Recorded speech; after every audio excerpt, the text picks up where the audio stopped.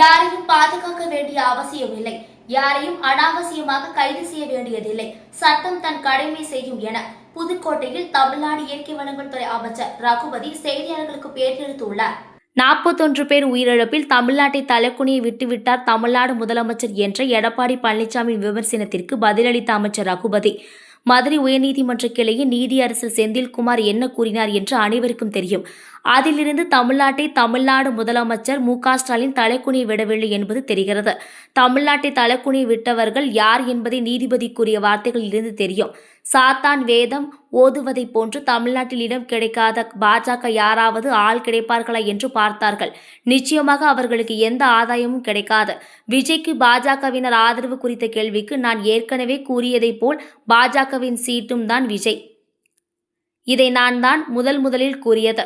நீதிபதியை விமர்சனம் செய்தால் நீதிமன்ற அவமதிப்பு வழக்கை தொடர்வார்கள். யாரையும் பாதுகாக்க வேண்டிய அவசியம் இல்லை, யாரையும் அனாவசியமாக கைது செய்ய வேண்டியதில்லை, சட்டம் தன் கடமையை செய்யும் என புதுக்கோட்டை அடுத்த பொம்மாடி மலையில் தமிழ்நாடு இயற்கை வளங்கள் துறை அமைச்சர் ரகுபதி செய்தியாளர்களுக்கு பேட்டியளித்துள்ளார். அதை பற்றி இதுக்கு மேல வேண்டாம். நான் தான் ஏற்கனவே சொல்லிட்டேன். நீதிபதியவே மன்றம் பண்றாங்க தமிழக வெற்றி சமூக வலைதளத்துல. அதுக்கு கண்டெம்ட் ஆஃப் கோர்ட் அவங்க நடவடிக்கை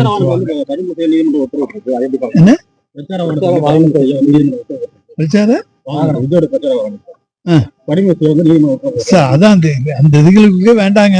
விஜயை பற்றி நாங்கள் ரொம்ப கருத்து சொல்ல விரும்பவில்லை. நீதிமன்றம் சொன்னதே அதான் அது வந்து இப்ப பாத்துக்குவாங்க.